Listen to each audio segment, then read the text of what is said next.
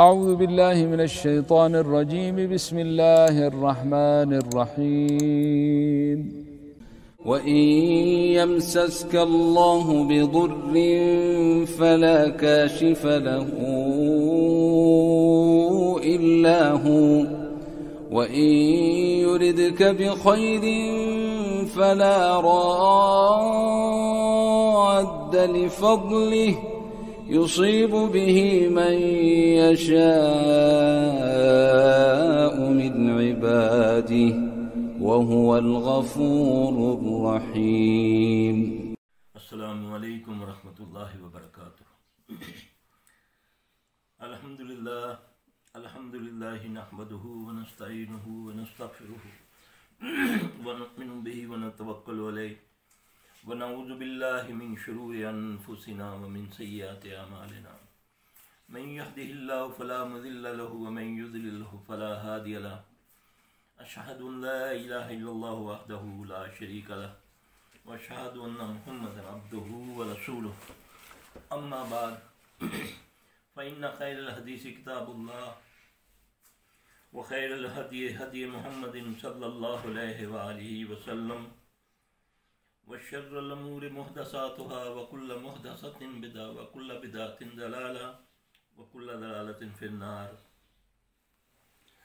औज़ु बिल्लाहि अस्समीउल अलीम मिनश शैतानिर रजीम मिन हम्दिही व नफ़्ख़िही व नफ़्सिही बिस्मिल्लाहिर रहमानिर रहीम। रब्बी इश्रह ली सदरी व यस्सिर ली अमरी वहलुल उक़दतम मिन लिसानी यफ़क़हू क़ौली।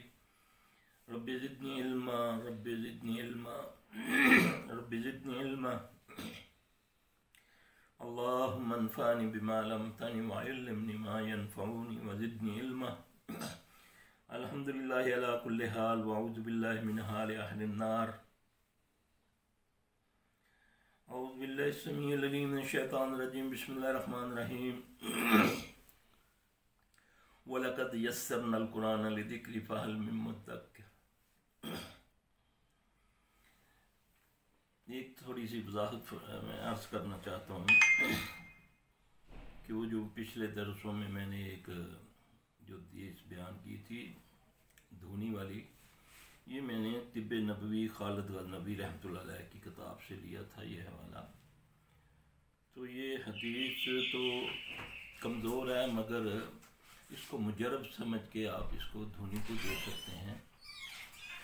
हदीस की कमज़ोर है सनद, लेकिन एज ए इलाज हम इसको एज ए मुजरब समझ के कर सकते हैं। इंशाल्लाह इसके बहुत फ़ायदे हैं।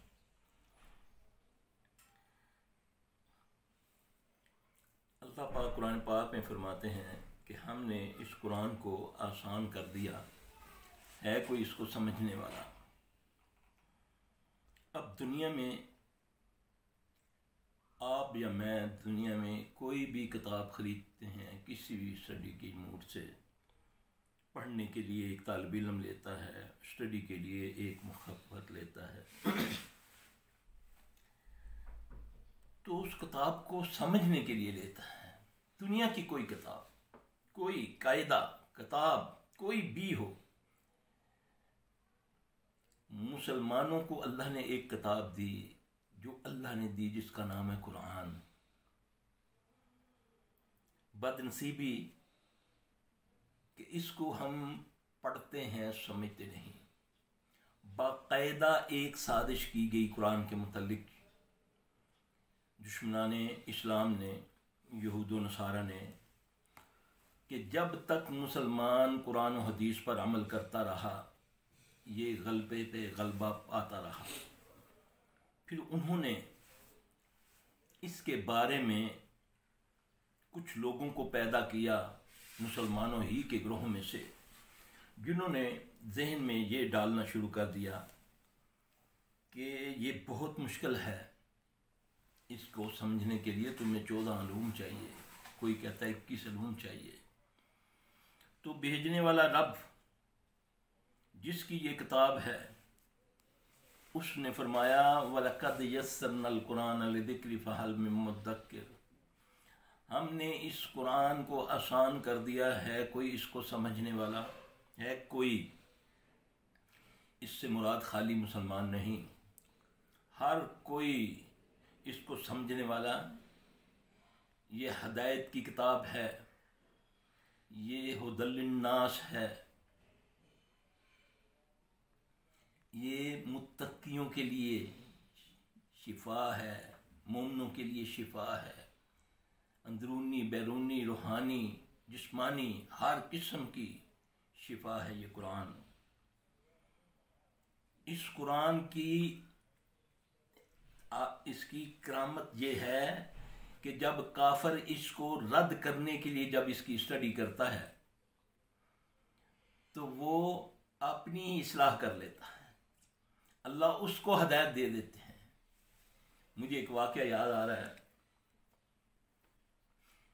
एक बंदा जर्मन का साइंसदान है, वो लिखता है कि अपनी सुनाने में लिखता है कि मैं मुसलमान कैसे हुआ। एयरपोर्ट पे बैठा हुआ हूँ, मेरे साथ एक मुस्लिम नौजवान बैठा हुआ है, वो एक पॉकेट साइज कुरान निकाल के उसको पढ़ रहा है। तो मुझे कुरान से बड़ी एलर्जिक थी, मैं कुरान से उसको अच्छा नहीं समझता था। थोड़ी सी गुफ्तगू हुई, उसका ऐलान हो गया, फ़ोन उसका जहाज़ जाने का टाइम हो गया। वो जाते हुए वो कुरान पाक मुझे पकड़ा गया, कहता आप इसको पढ़ें। वो इंग्लिश ज़बान में था। कहते हैं कि मैंने उसको बादल खास्ता पॉकेट में उसके सामने रख लिया। तो बाद में सोचा कि इसको मैं पुबल कर दूंगा, इसको फिर आग फेंक दूंगा कहीं। कहते हैं मैं भूल गया। फिर जब मैं अपनी फ़्लाइट में चला गया तो अजीब सी मेरी कैफियत थी। मैं कोई रसाला उठाता हूँ, वो पढ़ता हूँ, कोई चीज़। फिर उसके बाद मेरे बाजू लगा तो हाथ लगा तो मेरी पॉकेट में कुरान का मुझे महसूस हुआ। तो मैंने उसको निकाला, मैंने बोला चलो इसको देखते हैं पढ़ के क्या है। कहते जैसे ही मैंने उसको खोला